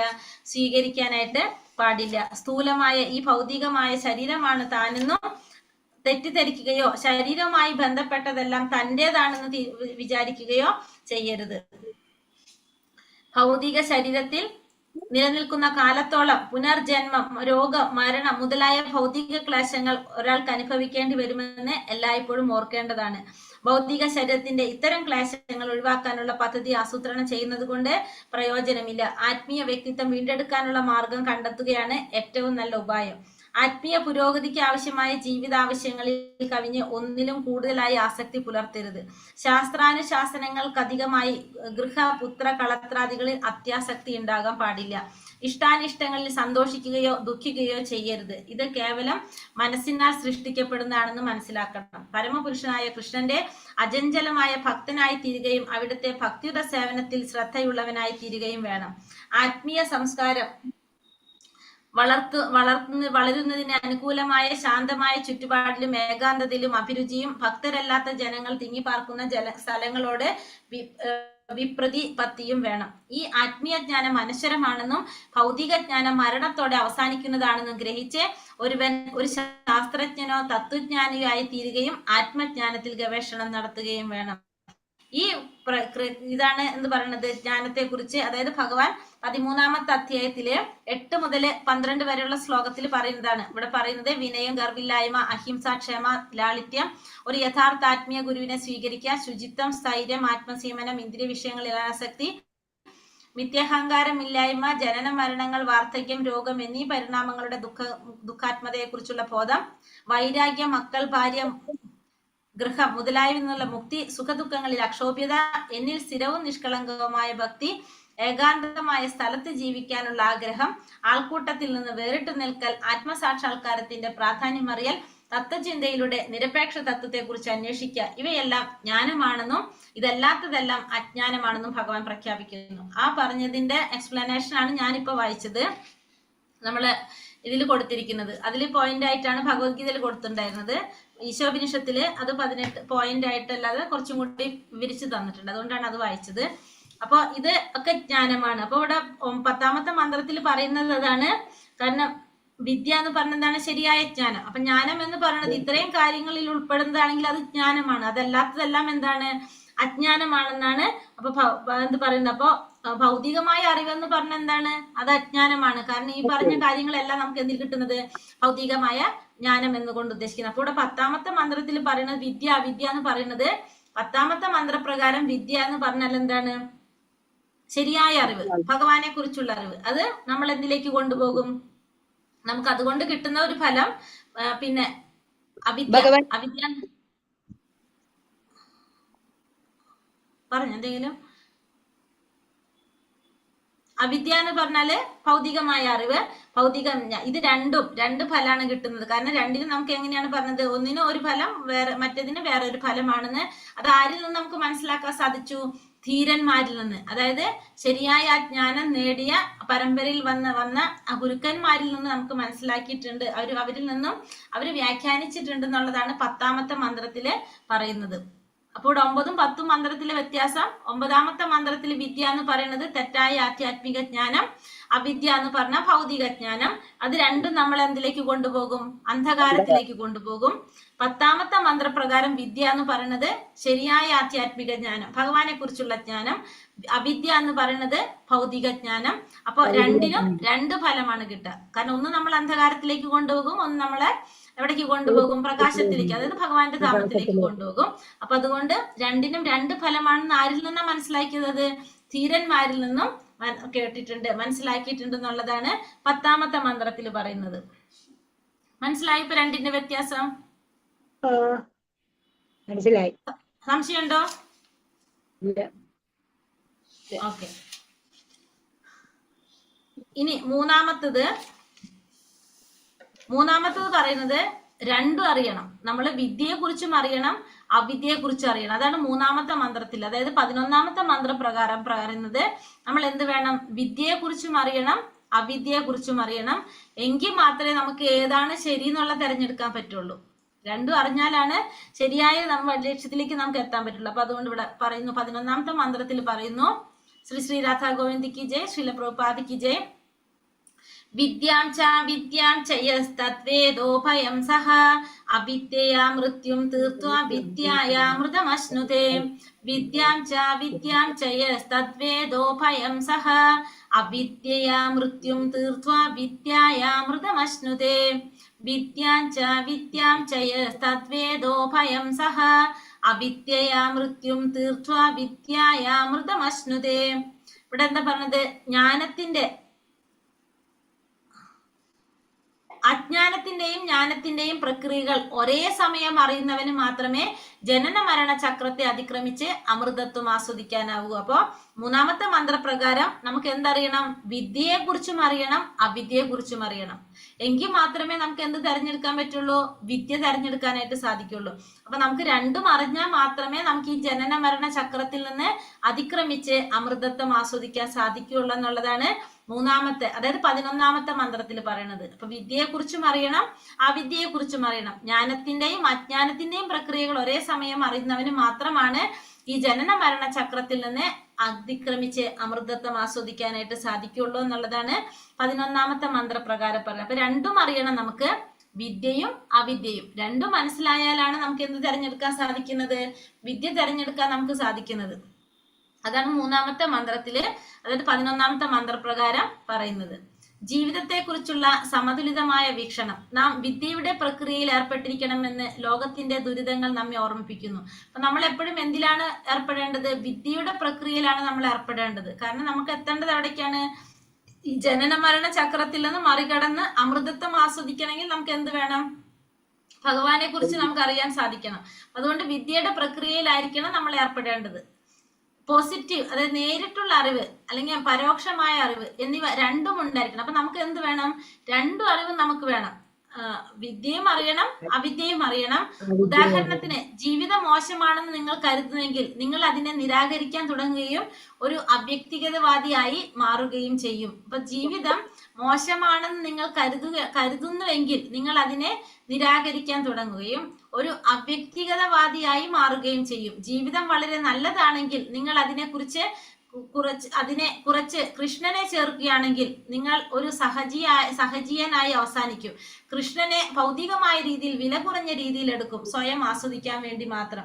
സമചിത്തത പുലർത്തുക, ഭൗതിക ജീവിതത്തിന്റെ വൈകല്യങ്ങൾ കാണുകയും അതിനെ മോശമായ ഇടപാടിന്റെ പരമാവധി പ്രയോജനം നേടലായി ഉപയോഗിക്കുകയും ചെയ്യും. അപ്പോൾ ഇവിടെ പറയുന്നത്, നമ്മുടെ ജീവിതം മോശമാണെന്ന് കരുതുന്നെങ്കിൽ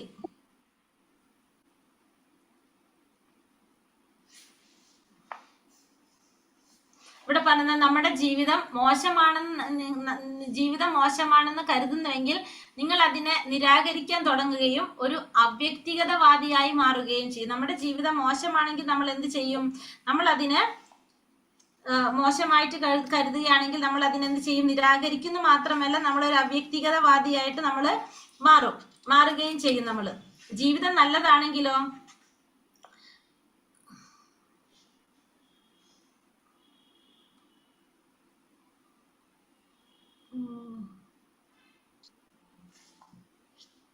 ഹരേ കൃഷ്ണ. അപ്പൊ ജീവിതം നല്ലതാണെങ്കിൽ നമ്മൾ എന്താ ചെയ്യുന്നത്? ജീവിതം നല്ലതാണെങ്കിൽ നിങ്ങൾ അതിൽ കുറച്ച് കൃഷ്ണനെ ചേർക്കുകയാണെങ്കിൽ, അപ്പൊ ജീവിതം നല്ലതാണ്, അപ്പൊ നമ്മൾ അതിൽ കുറച്ച് കൃഷ്ണനെ ചേർക്കുകയാണെങ്കിൽ നിങ്ങളൊരു സഹജീയനായി അവസാനിക്കും. അപ്പൊ സഹജീയനായിട്ട് അവസാനിക്കും. അതായത് കണ്ടോ?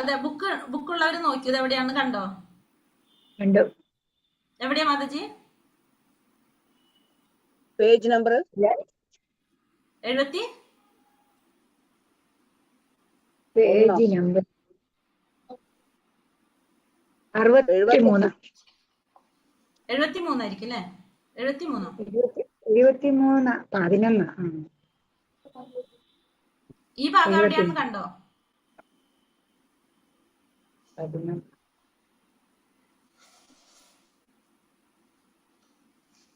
അവിദ്യ അഥവാ ഇന്ദ്രിയ സുഖപൂർത്തിക്കായുള്ള ഭൗതിക ജ്ഞാനത്തിന്റെ മുന്നേറ്റമാണ് ജനന മരണചക്രത്തിന്റെ മാർഗം.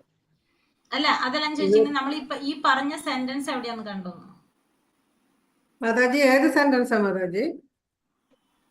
ഇപ്പൊ നമ്മൾ വായിച്ചുകൊണ്ടിരിക്കുന്നത്. നാം വിദ്യയുടെ പ്രക്രിയയിൽ ഏർപ്പെട്ടിരിക്കുന്നത് അതല്ലേ? ശരീരത്തിന്റെ നിലനിൽപ്പിനായ എല്ലാ പ്രവർത്തനങ്ങളും കഴിക്കണം.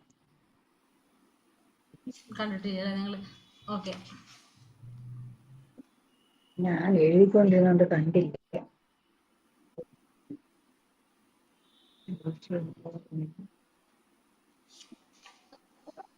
അപ്പൊ ഇവിടെ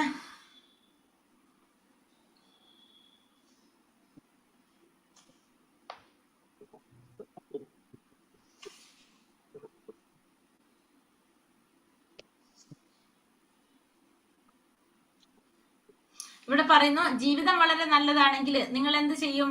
അതിൽ കുറച്ച് കൃഷ്ണനെ ചേർക്കുകയാണെങ്കിൽ നിങ്ങളൊരു സഹജീയനായിട്ട് അവസാനിക്കും.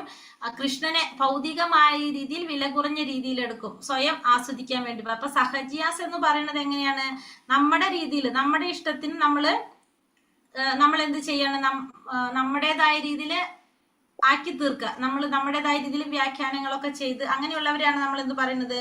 സഹജിയാസ് എന്ന് പറയുന്നത്. അപ്പൊ നമ്മൾ എന്ത് പറയും? കൃഷ്ണനെ ഭൗതികമായ രീതിയിൽ വില കുറഞ്ഞ രീതിയിൽ എടുക്കും, സ്വയം ആസ്വദിക്കാൻ വേണ്ടിയിട്ട് മാത്രം.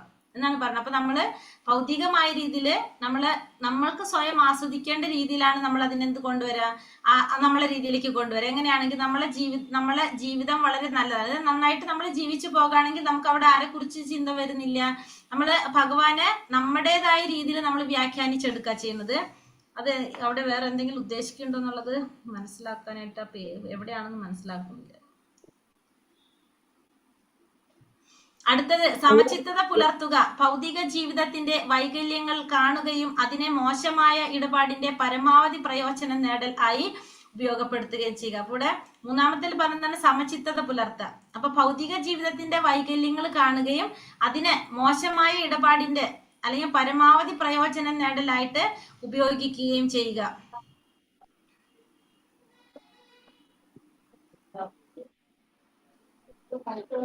ഇപ്പൊ പറഞ്ഞത് 73 പേജിലാ. 73 പേജിലോ? Last paragraph. 73 ലാസ്റ്റ് പാരഗ്രാഫില് കണ്ടു. മിഡില്.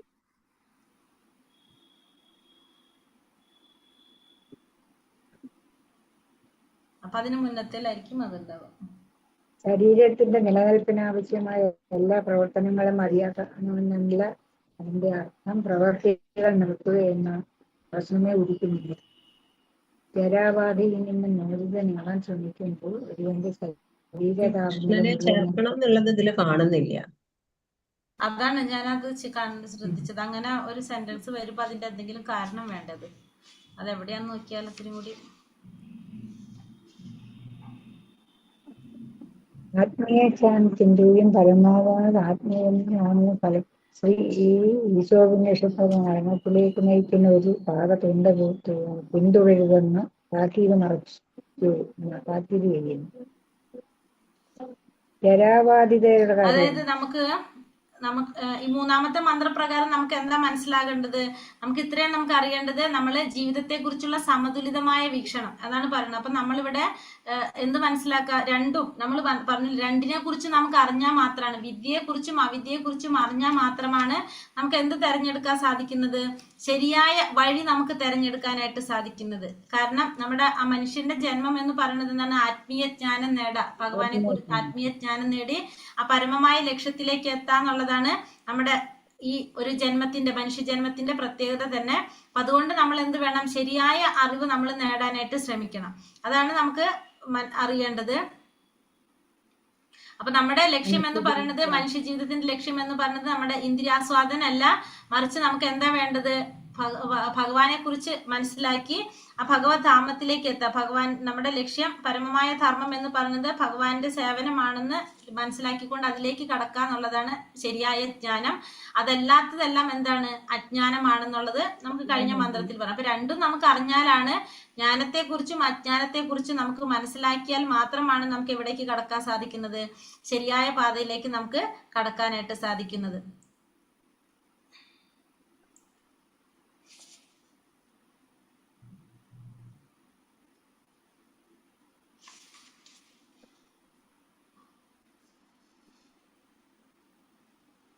ഭൗതിക ലോകത്തിലെ ഈ ദുരിതങ്ങൾ ജഡപദാർത്ഥങ്ങളുമായുള്ള നമ്മുടെ പൊരുത്തമില്ലായ്മ അനുസ്മരിപ്പിക്കാൻ നേരിട്ടല്ലാതെ സഹായിക്കുന്നു. ബുദ്ധിയുള്ള ജീവസത്തുകൾ പൊതുവെ ഈ ഓർമ്മപ്പെടുത്തലുകൾ ശ്രദ്ധിക്കുകയും വിദ്യയുടെ അഥവാ അതീന്ദ്രിയമായ ജ്ഞാനത്തിന്റെ സംസ്കാരത്തിൽ വ്യാപൃതനാവുകയും ചെയ്യുന്നു. അപ്പൊ ഇവിടെ പറയുന്നത് ഈ ഭൗതിക ലോകത്തിലുള്ള ഇത്തരത്തിലുള്ള ദുരിതങ്ങള് ജഡപദാർത്ഥങ്ങളുമായിട്ടുള്ള നമ്മുടെ പൊരുത്തമില്ലായ്മ അനുസ്മരിപ്പിക്കാനായിട്ട് നേരിട്ടല്ലാതെ നമ്മളെ സഹായിക്കും. അതായത് ശരീരവും ആത്മാവും തമ്മില്, ശരീരം വേറെയാണ്, ആത്മാവ് വേറെയാണ്, അത് നമ്മളെ മനസ്സിലാക്കാനായിട്ട് നമ്മളെ സഹായിക്കുകയാണ്. ബുദ്ധിയുള്ള ജീവാത്മാക്കൾ എന്ത് ചെയ്യും? ഈ ഓർമ്മപ്പെടുത്തലുകൾ ശ്രദ്ധിച്ചുകൊണ്ട് വിദ്യയുടെ അല്ലെങ്കിൽ അതീന്ദ്രിയമായ ജ്ഞാനത്തിന്റെ സംസ്കാരത്തിൽ വ്യാപൃതനാകും. അപ്പൊ ഇത് മനസ്സിലാകുന്നവരെന്ത് ചെയ്യും? ഇത് മനസ്സിലാക്കുന്നവര് ആ വിദ്യയുടെ ശരിയായ ജ്ഞാനത്തില് വ്യാപൃതനായിക്കൊണ്ടേയിരിക്കും. ഇവിടെ അതിന് ഒരു ഉപമ പറയുന്നത് പനിയുടെ ഒരു ഉപമ. ഭൗതികമാകുന്ന രോഗബാധ, പനി മാറുമ്പോൾ മാത്രമേ യഥാർത്ഥ ഇന്ദ്രിയാസ്വാദനം സാധ്യമാകും. അപ്പൊ നമുക്ക് അസുഖം വന്നിരിക്കുമ്പോൾ നമുക്ക് എന്ത് കിട്ടുണ്ടാവില്ല? രോഗം ബാധിച്ചിരിക്കുന്ന സമയത്ത് നമുക്ക് അവിടെ എന്തുണ്ടാവില്ല? നമുക്ക് ശരിയായ ഇന്ദ്രിയാസ്വാദനം നമുക്ക് ഉണ്ടാകില്ല. അതായത് നമ്മൾ ഒരു കാമില രോഗത്തെ കുറിച്ച് നമ്മൾ ഉപദേശാമൃതത്തിൽ പഠിച്ചിട്ടുണ്ടായിരുന്നു അല്ലെ. ആ രോഗം മാറുന്നതിനനുസരിച്ചാണ് നമുക്ക് ആ രുചി വരുന്നത്. അതേപോലെ തന്നെയാണ് ആ ഭൗതിക ലോകത്തിൽ നമുക്ക് എന്താണ് അസുഖമാണ്. അപ്പൊ അസുഖം ഇരിക്കുമ്പോൾ നമുക്ക് ഒരിക്കലും എന്തുണ്ടാവില്ല, ശരിയായ ഇന്ദ്രിയാസ്വാദനം നമുക്ക് സാധിക്കില്ല. അത് മാറി വരുമ്പോഴാണ് നമുക്ക് എന്ത് വരുന്നത്, യഥാർത്ഥ ആസ്വാദനം സാധ്യമാകുന്നത്. ഒരു രോഗിക്ക് വീണ്ടും ഇന്ദ്രിയ സുഖം ആസ്വദിക്കണമെങ്കിൽ ആരോഗ്യം വീണ്ടെടുക്കണം. അപ്പൊ ആരോഗ്യം വീണ്ടെടുത്താലാണ് വീണ്ടും എന്ത് സാധിക്കുന്നത്, രോഗിക്ക് ആരോഗ്യം വീണ്ടെടുക്കുമ്പോഴാണ് ഇന്ദ്രിയ സുഖം ആസ്വദിക്കണമെങ്കിൽ ആരോഗ്യം വീണ്ടെടുക്കണം. ഇപ്രകാരം മനുഷ്യ ജീവിതത്തിന്റെ ലക്ഷ്യം ഭൗതിക രോഗം ഭേദമാക്കുക എന്നാണ്. അപ്പൊ നമ്മുടെ മനുഷ്യ ജീവിതം കൊണ്ട് നമ്മൾ ലക്ഷ്യമാക്കുന്നത് നമുക്ക് എന്താണ്, ഒരു ഭൗതികമായൊരു രോഗം ബാധിച്ചിരിക്കുകയാണ് നമ്മുടെ. ആ രോഗം ഭേദമാക്കുക എന്നുള്ളതാണ് നമ്മുടെ ജീവിതത്തിന്റെ ലക്ഷ്യം. ഭൗതിക രോഗം എന്ന് പറഞ്ഞാൽ നമ്മൾ എന്ത് മറന്നുപോയി, നമ്മള് ഭഗവാനെ കുറിച്ച് മറന്നുപോയി. നമുക്കപ്പോൾ ഒരു അസുഖമാണ് ഭൗതിക ലോകത്തില്. അപ്പൊ അത് നമ്മൾ ഭേദമാക്കുക എന്നുള്ളതാണ് നമ്മുടെ ലക്ഷ്യം. ഉദാഹരണം, സാധാരണ താപനില നിലനിർത്തണം, ആത്മീയവും ഭൗതികമായ അറിവിന്റെ സമതുലിതമായ പ്രവർത്തനം. അപ്പൊ നമ്മൾ എന്ത് വേണം, ശരിയായ ആ ഒരു താപനിലയിലേക്ക് കൊണ്ടുവരാ എന്നുള്ളതാണ് യഥാർത്ഥത്തില് നമ്മൾ ചെയ്യേണ്ടത്. ആത്മീയമായ അറിവ് വളർത്തിയെടുക്കുകയും മാത്രമല്ല ശരീരത്തെ പരിപാലിക്കുകയും ചെയ്യണം. അപ്പൊ നമുക്ക് എന്ത് വേണം, നമ്മള് പറഞ്ഞുല്ലേ, അതായത് ഈ ഭൗതിക പ്രപഞ്ചം എന്ന് പറയുന്നത് പ്രപഞ്ചം ആ സമുദ്രമാണെങ്കിൽ ആ സമുദ്രത്തിൽ നിന്ന് കടക്കാൻ ഉപയോഗിക്കുന്ന തോണിയാണ് എന്ത്, നമ്മുടെ ശരീരം എന്ന് പറയുന്നത് അല്ലെ. അപ്പൊ നമ്മൾ ഈ ശരീരത്തെ പരിപാലിക്കണം. നമ്മൾ എന്ത് വേണം, ആത്മീയമായ അറിവ് വളർത്തിയെടുക്കണം. കാരണം എങ്കിൽ മാത്രമേ നമുക്ക് ഈ ശരീരം ഉപയോഗിച്ചുകൊണ്ടേ നമുക്ക് എന്ത് കടക്കാൻ സാധിക്കുള്ളൂ, ഈ സമുദ്രം മറികടക്കാനായിട്ട് സാധിക്കുള്ളൂ. അപ്പൊ അതുകൊണ്ട് നമ്മൾ എന്ത് ചെയ്തിരിക്കണം, നമ്മുടെ ശരീരത്തെ നമ്മൾ പരിപാലിച്ചു കൊണ്ടിരിക്കണം. പക്ഷെ നമ്മൾ എന്താണ് വേണ്ടത്, ശരിയായ അറിവ് നമ്മൾ വളർത്തിയെടുക്കുകയും വേണം. എങ്കിൽ മാത്രമേ നമുക്ക് എന്ത് സാധിക്കുള്ളൂ, ഈ ഭൗതിക ലോകത്തിൽ നിന്ന് മോചനം നേടാനായിട്ട് നമുക്ക് സാധിക്കുള്ളൂ. വേദങ്ങളിൽ ഇന്ദ്രിയ സംതൃപ്തിക്ക് വേണ്ടിയുള്ള പ്രവണതകളാൽ രോഗഗ്രസ്തനായ മനുഷ്യന്റെ പ്രവർത്തനങ്ങളെ മോക്ഷതത്വങ്ങളിലൂടെ ക്രമീവൽക്കരിച്ചിട്ടുണ്ട്. വേദങ്ങളിലെ ഇന്ദ്രിയ സംതൃപ്തിക്ക് വേണ്ടിയിട്ടുള്ള പ്രവണതകളാൽ രോഗഗ്രസ്തനായ മനുഷ്യന്റെ പ്രവർത്തനങ്ങളെ മോക്ഷതത്വങ്ങളിലൂടെ ക്രമവൽക്കരിച്ചിട്ടുണ്ട്. അതായത് ഇക്കാലത്ത് ധർമ്മം, മോക്ഷം എന്നിവയിൽ ജനങ്ങൾക്ക് താല്പര്യമില്ല. അവർക്ക് എന്തിനാണ് താല്പര്യം, അർത്ഥവും കാമവുമാണ് അവരുടെ ലക്ഷ്യം. അപ്പൊ ഇക്കാലത്തെ ജനങ്ങൾക്ക് എന്തിലും താല്പര്യമില്ല, ധർമ്മത്തിലും മോക്ഷത്തിലും അവർക്ക് താല്പര്യമില്ല. അവർക്ക് എന്താണ് താല്പര്യം വരുന്നത്, അർത്ഥവും കാമവുമാണ് അവരുടെ ലക്ഷ്യം. അതായത് അർത്ഥവും ധർമ്മവും, അർത്ഥവും കാമവുമാണ് എല്ലാവരുടെ ലക്ഷ്യം. അർത്ഥവും കാമം എന്ന് വെച്ചാൽ ധർമ്മത്തിനോടും മോക്ഷത്തിനോടും താല്പര്യമില്ല. അർത്ഥവും അതുപോലെ തന്നെ കാമവും, നമ്മുടെ ആഗ്രഹങ്ങളും പിന്നെ നമുക്ക് ഭൗതികമായ സുഖങ്ങൾ, അതാണ് നമ്മളെ ലക്ഷ്യം. അർത്ഥവും കാമവും അതാണ് ജീവിതത്തിലെ ലക്ഷ്യം. അപ്പൊ ഇത് നേടാനായിട്ട് എന്ത് വിചാരിക്കാണ് അവര്, ധർമ്മം ഉപയോഗിച്ചുകൊണ്ട് ഇത് നേടാൻ അവർ വിചാരിക്കാണ്. ധർമ്മത്തിന്റെ പാന്താവ് യഥാർത്ഥത്തിൽ ആത്മസാക്ഷാത്കാരത്തിനുള്ള. പക്ഷെ ധർമ്മം എന്ന് പറയുന്നത് ശരിക്കും എന്തിനു വേണ്ടിയിട്ടുള്ളതാണ്, നമുക്ക് ആത്മസാക്ഷാത്കാരം നേടാൻ വേണ്ടിയിട്ടുള്ളതാണ് ധർമ്മം എന്ന് പറയുന്നത്. ഭക്തർ മുൻപേ തന്നെ രക്ഷപ്പെട്ടു, എന്നാൽ അവർ കഷ്ടപ്പാടുകൾ നിർത്താൻ ആവശ്യപ്പെടുന്നില്ല. അപ്പൊ ഭക്തന്മാര് ധർമ്മം അങ്ങനെ മരണശേഷം കൂടുതൽ ഇന്ദ്രിയ സുഖം സ്വർഗത്തിൽ ഉറപ്പുവരുത്തുന്നതിന് വേണ്ടി ചില മതപരമായ ചടങ്ങുകൾ അനുഷ്ഠിക്കുന്നു. ധർമ്മത്തിന്റെ ലക്ഷ്യം എന്ന് പറയുന്നത് യഥാർത്ഥത്തിൽ ആത്മസാക്ഷാത്കാരം നേടാൻ വേണ്ടിയിട്ടുള്ളതാണ്. അപ്പൊ അതിനാണ് നമ്മൾ ശ്രമിക്കേണ്ടത്. ആ ഭക്തര് മുൻപേ തന്നെ എന്താണ് ചെയ്യുന്നത്, രക്ഷപ്പെട്ടു, എന്നാൽ അവർ കഷ്ടപ്പാടുകൾ നിർത്താനായിട്ട് അവർ ആവശ്യപ്പെടുന്നില്ല എന്നാണ് പറയുന്നത്. അതായത് ഇവിടെ എന്താ പറഞ്ഞു വരുന്നത്, ഇവിടെ പറയുന്നുണ്ട്, ഞാൻ വായിക്കാം. അത് ധർമ്മത്തിന്റെ ലക്ഷ്യം എന്ന് പറയുന്നത് യഥാർത്ഥത്തിൽ ആത്മസാക്ഷാത്കാരം നേടാനുള്ളതാണ്. നേരെ സാമ്പത്തികമായ വികസനം, ഭൗതികമായ സുഖ സൗകര്യങ്ങൾ, സാമ്പത്തികമായ സുഖ സൗകര്യങ്ങളല്ല, പക്ഷെ ശരീരത്തിൽ നല്ല ആരോഗ്യാവസ്ഥയിൽ നിലനിർത്തുവാൻ ആവശ്യമാണ്. നമുക്ക് എന്താവശ്യമാണെന്ന് പറഞ്ഞിവിടെ, സാമ്പത്തിക വികസനം, അത് ശരീരത്തെ നല്ല ആരോഗ്യസ്ഥിതിയിൽ നിലനിർത്താൻ അത്യാവശ്യമാണ്. ആത്മീയ വിദ്യ സാക്ഷാത്കരിക്കാനായിട്ട് ശരീരം മനസ്സും ആരോഗ്യത്തോടെ നിലനിർത്തുക എന്നാണ് ലക്ഷ്യം. അവിദ്യ വളർത്താനായിട്ട് കഴുതയെ പോലെ പണിയെടുക്കുന്നതല്ല ജീവിതത്തിന്റെ യാഥാർത്ഥ്യം എന്ന് പറയുന്നത്. അപ്പൊ ജീവിതത്തിന്റെ യാഥാർത്ഥ്യം എന്ന് പറയുന്നത് അവിദ്യ വളർത്താൻ വേണ്ടിയിട്ട് കഴുതയെ പോലെ പണിയെടുക്കുന്നതല്ല. നമ്മൾ എന്താ ചെയ്യേണ്ടത്, നമ്മള് ആ അർത്ഥം, കാമം, മോക്ഷം, ഇതിൽ നിന്ന് മോചനം നേടിയിട്ട്. അപ്പൊ സാമ്പത്തികമായ വികസനം നമുക്ക് എന്തിനു സഹായിക്കും, ആരോഗ്യാവസ്ഥയിൽ നിലനിർത്താനായിട്ട് അത്യാവശ്യമാണ്. അപ്പൊ ആത്മീയ സാക്ഷാത്കാരത്തിനായിട്ട് ശരീരവും മനസ്സും ആരോഗ്യത്തോടെ നിലർത്തുക, അതാണ് നമ്മുടെ ലക്ഷ്യം. അപ്പൊ നമ്മൾ അതിൽ ലക്ഷ്യം എന്തിലേക്ക് പോകുന്നത്? ആ സാമ്പത്തികമായ വികസനം എന്ന് പറഞ്ഞാൽ സമ്പത്തല്ല നമ്മുടെ ലക്ഷ്യം, പക്ഷെ നമുക്ക് ആത്മസാക്ഷാത്കാരം നേടാൻ വേണ്ടിയിട്ട് നമുക്ക് അതും കൂടി അത്യാവശ്യമാണ്. അതാണ് നമ്മൾ ചെയ്യേണ്ടത് എന്നാണ് ഇവിടെ പറയുന്നത്. ഇവിടെ ഇതിൽ കുറച്ച് കാര്യങ്ങൾ ഇതിലത്തെ കുറച്ച് സെപ്പറേറ്റ് വന്ന പോലെ തോന്നുന്നുണ്ട് സ്ലൈഡിൽ. ധർമ്മത്തിന്റെ പാന്താവ് യഥാർത്ഥത്തിൽ ആത്മസാക്ഷാത്കാരത്തിനുള്ളതാണ്. ഭക്തർ മുൻപേ തന്നെ സെന്റൻസിന്റെ അവിടെ കംപ്ലീറ്റ് അല്ല. അപ്പൊ നമ്മൾ ഇത് മനസ്സിലാക്കിയാൽ മതി.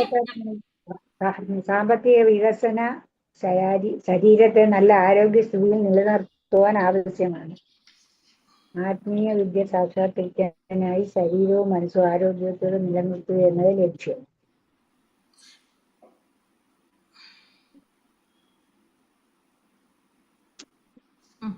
വായിച്ചത് ബുക്കിലുള്ളതാ. ഇതുണ്ട്, പക്ഷെ ഇവിടെ ഈ സെന്റൻസ് കംപ്ലീറ്റ് ഇല്ല. അത് മനസ്സിലായില്ലല്ലോ. ധർമ്മത്തിന്റെ പാന്താവ് യഥാർത്ഥത്തിൽ ആത്മസാക്ഷാത്കാരത്തിൽ ഭക്തർ മുൻപേ തന്നെ രക്ഷപ്പെട്ടു എന്ന് പറഞ്ഞൊരു വേർഡ് അവിടെ കൊടുത്തിട്ടില്ല സെന്റൻസ്. വേറൊരു ധർമ്മത്തിന്റെ പന്ഥാവ് യഥാർത്ഥത്തിൽ ആത്മസാക്ഷാത്കാരത്തിനുള്ളതാണ്.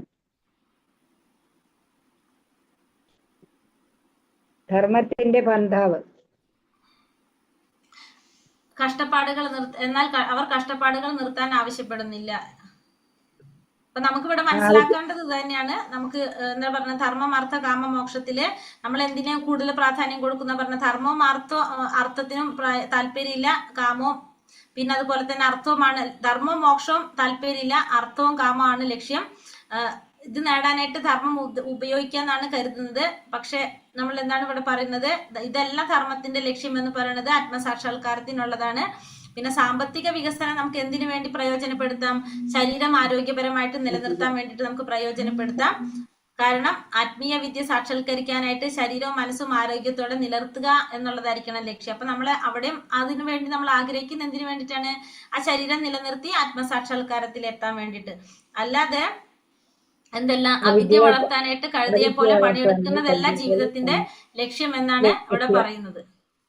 ഇനി വിദ്യയുടെയും അവിദ്യയുടെയും ഫലങ്ങൾ. വിദ്യയും അവിദ്യയും വ്യത്യസ്ത ഫലങ്ങൾ നൽകുന്നു. വിദ്യ അമർത്യത നൽകുന്നു, അവിദ്യ ബന്ധനം നൽകുന്നു. അപ്പൊ വിദ്യ കൊണ്ട് നമുക്ക് എന്താണ് കിട്ടുന്നത്? നമുക്ക് മൃത്യുയില്ലാത്ത മരണമില്ലാത്തൊരവസ്ഥയിലേക്ക് കൊണ്ടുപോകണം. കാരണം രണ്ടും നമ്മൾ എന്ത് പറഞ്ഞു? ഇവിടെ രണ്ടിനെ കുറിച്ച് അറിഞ്ഞാലാണ് നമുക്ക് എന്ത് സാധിക്കുന്നത്? ജനന മരണ ചക്രത്തിന്റെ അപ്പുറത്തേക്ക് കടക്കാനായിട്ട് സാധിക്കുക. അപ്പൊ അതുകൊണ്ട് വിദ്യ നമുക്ക് ഇവിടെ എന്ത് നൽകും? മരണമില്ലാത്തൊരവസ്ഥ നൽകും. അവിദ്യ പക്ഷെ ബന്ധനം തന്നെയാണ് നൽകുന്നത്. ഭൗതിക ജീവിതത്തിന്റെ കെണിയിൽ വീഴാതിരിക്കാൻ നാം വിദ്യയെയും അവിദ്യയെയും ഒരുമിച്ച് മനസ്സിലാക്കണം. അപ്പൊ നമ്മള് രണ്ടും മനസ്സിലാക്കിയാലാണ് നമുക്ക് ഈ ഭൗതിക ജീവിതത്തിന്റെ കെണിയിൽ നമ്മൾ വീഴാതിരിക്കുന്നത്. ഭൗതിക ലോകം എന്താണെന്ന് മനസ്സിലാക്കുകയും അതിനെ എങ്ങനെ കൈകാര്യം ചെയ്യണമെന്ന് പഠിക്കുകയും വേണം ഭഗവത് ധാമത്തിലേക്ക് തിരികെ മടങ്ങാൻ. അപ്പൊ നമുക്ക് ഈ ഭൗതിക ലോകത്തെ കുറിച്ച് മനസ്സിലാവണം. ഭൗതിക ലോകത്തെ കുറിച്ച് മനസ്സിലാക്കിയാൽ മാത്രമാണ് നമുക്ക് എന്ത് സാധിക്കുന്നത്? ഈ ഭൗതിക ലോകത്തിൽ നിന്ന് എങ്ങനെ നമുക്ക് പുറത്തേക്ക് കടക്കാൻ സാധിക്കും, അല്ലെങ്കിൽ എങ്ങനെ നമുക്ക് ഇതിൽ നിന്ന് മോചനം നേടാൻ സാധിക്കുമെന്ന് മനസ്സിലാക്കി ആ ഭഗവത് ധാമത്തിലേക്ക് കടക്കണമെങ്കിൽ നമുക്ക് എന്ത് വേണം? ഈ ഭൗതിക ലോകത്തിനെ കുറിച്ച് ശരിയായി മനസ്സിലാക്കണം. എന്നാലാണ് അതിനെ എങ്ങനെ കൈകാര്യം ചെയ്തിട്ട് നമുക്ക് ഭഗവത് ധാമത്തിലേക്ക് തിരികെ മടങ്ങാനായിട്ട് ചെയ്യണം എന്നുള്ളത് മനസ്സിലാക്കാൻ സാധിക്കുള്ളൂ. നാം എന്തെങ്കിലും ഉപയോഗിക്കുന്ന രീതി അതിനെ നിർണ്ണയിക്കുന്നു. അതായത് ഉദാഹരണം, കൃഷ്ണന്റെ സേവനത്തിൽ നാം എന്തെങ്കിലും ഭൗതിക വസ്തു ഉപയോഗിക്കുന്നുവെങ്കിൽ അത് ഭൗതികമല്ല, ആത്മീയമാണ്. അപ്പൊ നമ്മൾ എന്തൊരു കാര്യവും ഭഗവാന്റെ സേവനത്തിന് വേണ്ടി ഉപയോഗിക്കുകയാണെങ്കിൽ അതെന്താണ്? അത് ആത്മീയമായിട്ടുള്ളതാണ്, ഭൗതികമായിട്ടുള്ളതല്ല. മറുവശത്തെ മാനവികത, കമ്മ്യൂണിസം തുടങ്ങിയ മാനവ പ്രവർത്തനങ്ങൾ മാറ്റിയില്ലെങ്കിൽ അവ ഭൗതികമായിട്ട് മാറുന്നു. അപ്പൊ നമുക്ക് കുറെ ഇസങ്ങളെ കുറിച്ച് നമ്മൾ കേട്ടിട്ടുണ്ടല്ലേ? കമ്മ്യൂണിസം, പിന്നെന്താണ് സോഷ്യലിസം. ഇതൊക്കെ എന്താണ് ലക്ഷ്യമാക്കുന്നത്? മാനവ പ്രവർത്തനങ്ങളാണ് ലക്ഷ്യമാക്കുന്നതെങ്കിൽ അത് ഭൗതികമാണ്. ഭഗവാനുമായിട്ട് ബന്ധപ്പെടുത്തുമ്പോൾ മാത്രമാണ് അത് എന്താ വരുന്നത്? എന്തൊരു കാര്യം ആത്മീയമാകുന്നത്, ഭൗതികമല്ലാതാകുന്നത്. അപ്പോ അല്ലാതെ ഈ മാനവികത, കമ്മ്യൂണിസം തുടങ്ങിയ മാനവ പ്രവർത്തനങ്ങള് അത് ഭൗതികമായിട്ടാണ് പറയുന്നത്. അത് മാറ്റിയാൽ മാത്രം, അത് ഭഗവാനുമായിട്ട് ബന്ധപ്പെട്ടാൽ മാത്രമേ അത് എന്താകുന്നുള്ളൂ? ആതീന്ദ്രിയമാകുന്നുള്ളൂ, അല്ലെങ്കിൽ ആത്മീയമായിട്ട് മാറുന്നുള്ളൂ. ഹരേ കൃഷ്ണ കൃഷ്ണ കൃഷ്ണ ഹരേ ഹരേ, ഹരേ രാമ രാമ രാമ ഹരേ ഹരേ. ഇവിടെ വേറൊരു കാര്യം കൂടി പറയുന്നുണ്ട്. ഹിരണ്യകശിപുവിനെ കുറിച്ച് പറയുന്നത്. ഹിരണ്യം എന്നാൽ സ്വർണം എന്നാണ് അർത്ഥം, കശിപു എന്നാൽ മൃദുശയ്യ എന്നാണ് അർത്ഥാക്കുന്നത്. അപ്പൊ ഒരു ഇവിടെ പറയുന്നതാണ്, അതായത് അമരനായി തീരുക. ഹിരണ്യകശിപുവിന്റെ പറയാൻ കാരണം അമരനായി തീരുക എന്നുള്ളൊരു അനശ്വരനായിട്ട് തീരാനായിട്ട്, ബ്രഹ്മാവിനോട് അമരനായി തീരാനായിട്ട് തന്റെ ആഗ്രഹം സാഫല്യം നേടാൻ വേണ്ടിയിട്ട് വരങ്ങൾ ചോദിച്ചു. അപ്പൊ ബ്രഹ്മാവ് അനശ്വരത എന്ന വരം നൽകാൻ തനിക്ക് സാധിക്കില്ല എന്ന് പറഞ്ഞു. അതിനെ തുടർന്നാണ് ഹിരണ്യകശിപു താൻ മനുഷ്യനായാലും മൃഗായാലും ദൈവം കൊണ്ടും എന്തുകൊണ്ടും തന്നെ വധിക്കരുത് എന്നുള്ളൊരു വരം കൈക്കലാക്കുന്നത്. അങ്ങനെ മരണത്തിൽ നിന്ന് രക്ഷപ്പെടാൻ കഴിയുന്നൊരു വിവേകരഹിതനായിട്ട് അയാൾ കരുതി. അങ്ങനെ ഒരു വരം നേടിയിട്ടാണ് പിന്നെ നമുക്കറിയാം നരസിംഹാവതാരം എടുത്തിട്ട് വധിക്കുന്നത്. അപ്പൊ ഹിരണ്യം എന്നാൽ സ്വർണം എന്നാണ് അർത്ഥം, കശിപു എന്നാൽ മൃദുശയ്യ എന്നാണ് ഇവിടെ അർത്ഥം പറയുന്നത്. ധനം, സ്ത്രീ എന്നീ 2 വസ്തുക്കളിലായിരുന്നു ആ വ്യക്തിക്ക് താല്പര്യം. ആ ബുക്കിൽ പറയുന്ന ഒരു പോയിന്റ് ആണ്, അതുകൊണ്ടാണ് അത് പറഞ്ഞത്. അപ്പൊ ഇവിടെ നമ്മൾ ഇന്ന് 3 മന്ത്രത്തിൽ നമുക്ക് പറഞ്ഞത്, 3 മന്ത്രത്തിൽ നമുക്ക് പറഞ്ഞത് ഒരു 3 കാര്യങ്ങളാണ് ഇതിൽ മെയിൻ ആയിട്ട് നമുക്ക് ഉള്ളത്. ഇതിൽ മനസ്സിലാക്കാനായിട്ട് 3 മന്ത്രത്തില് ഒന്ന് നമ്മൾ പറഞ്ഞു വിദ്യയുടെ അവിദ്യ, അതായത് അറിവിന്റെ അടിസ്ഥാനത്തിലാണ് 9, 10, 11 മന്ത്രങ്ങൾ ഗ്രൂപ്പ് തിരിച്ചിട്ടുണ്ടായിരുന്നത്. അപ്പൊ 9ാമത്തെ മന്ത്രപ്രകാരം വിദ്യ എന്ന് പറയുന്നത് തെറ്റായ ആധ്യാത്മിക ജ്ഞാനമാണ്, അവിദ്യ എന്ന് പറയുന്നത് ഭൗതിക ജ്ഞാനമാണ്. അപ്പൊ ഈ തെറ്റായ ആധ്യാത്മിക ജ്ഞാനം നമ്മളെ എന്തിലേക്ക് കൊണ്ടുപോകും? തെറ്റായ ആധ്യാത്മിക ജ്ഞാനം നമ്മളെ അന്ധകാരത്തിലേക്ക് കൊണ്ടുപോകും. പിന്നെ ഭൗതിക ജ്ഞാനം നമ്മളെ അന്ധകാരത്തിലേക്ക് രണ്ടും നമ്മളെ അന്ധകാരത്തിലേക്ക് കൊണ്ടുപോകുന്നു എന്നുള്ളതാണ് നമ്മൾ 9ാമത്തെ മന്ത്രത്തിൽ പറയുന്നത്. അപ്പൊ ഭൗതിക ജ്ഞാനം നമ്മളെ അന്ധകാരത്തിലേക്ക്, തമോനിബിഡമായ ലോകങ്ങളിലേക്ക് പ്രവേശിപ്പിക്കുന്നു. പിന്നെ അതുപോലെ തന്നെ തെറ്റായ ആധ്യാത്മിക ജ്ഞാനം കൂടുതൽ മോശമായ അവസ്ഥയിലേക്ക് കൊണ്ടുപോകുന്നു. അപ്പൊ രണ്ടും നമ്മൾ അന്ധകാരത്തിലേക്ക് കൊണ്ടുപോകുന്നു എന്നുള്ളത് 9ാമത്തെ മന്ത്രപ്രകാരം നമ്മൾ കണ്ടത്. അപ്പൊ അതിൽ തെറ്റായതെന്ന് പറഞ്ഞത് നമ്മളെ തെറ്റായ വഴിക്ക് നയിക്കുന്ന രീതിയിലുള്ള അത്തരത്തിലുള്ള അറിവുകൾ. 10ാമത്തെ മന്ത്രപ്രകാരം വിദ്യ എന്ന് പറയുന്നത് ശരിയായ ആധ്യാത്മിക ജ്ഞാനം, അവിദ്യ എന്ന് പറയുന്നത് ഭൗതിക ജ്ഞാനം. ഇത് രണ്ടിനും 2 ഫലമാണെന്ന് നമ്മൾ ആരിൽ നിന്ന് കേട്ടിട്ടുണ്ട്? ധീരന്മാരിൽ നിന്ന് കേട്ടിട്ടുണ്ട്, അല്ലെങ്കിൽ വിവേകികളിൽ നിന്ന് നമ്മൾ കേട്ടിട്ടുണ്ട് എന്നുള്ളതാണ് എന്ന് പറയുന്നത് 10ാമത്തെ മന്ത്രത്തിൽ. അതായത് ജ്ഞാന സംസ്കരണത്തിൽ നിന്ന് ഒരു ഫലം ലഭിക്കുമെന്നും അജ്ഞതയിൽ നിന്ന്, അവിദ്യയിൽ നിന്ന് വ്യത്യസ്തമായ ഒരു ഫലമാണ് ലഭിക്കുന്നതെന്നും വിവേകം. അപ്പൊ ഇവിടെ വിദ്യ അവിദ്യ എന്ന് പറഞ്ഞാലും വിരോധമില്ല കേട്ടോ. ഇങ്ങനെ ജ്ഞാനം അജ്ഞാനം അല്ലെങ്കിൽ വിദ്യ അവിദ്യ എന്ന് നമുക്ക് എഴുതാം. 10ാമത്തേല്. 11ാമത്തേല് പറയുന്നു നമുക്ക് എന്തറിയണം? 2നെ കുറിച്ചും അറിയണം, വിദ്യയെ കുറിച്ചും അറിയണം, അവിദ്യയെ കുറിച്ചും അറിയണം. എങ്കിൽ മാത്രമേ നമുക്ക് എന്ത് സാധിക്കുള്ളൂ? ആ ജനന മരണ ചക്രത്തെ അതിക്രമിച്ച് അമൃതത്വം ആസ്വദിക്കാൻ സാധിക്കുള്ളൂ എന്നാണ് 11ാമത്തെ മന്ത്രത്തിൽ പറയുന്നത്. അപ്പൊ 3 മന്ത്രത്തില് പറയുന്നത് വിദ്യയും അവിദ്യയും കുറിച്ച് തന്നെയാണ് പറയുന്നത്. 3 തരത്തിലാണ്. അപ്പൊ വിദ്യ അവിടെ 3 തരത്തിലാണ് 3 സ്ഥലത്ത് വരുന്നത്. അപ്പൊ അത് നമ്മൾ ശ്രദ്ധിക്കുക.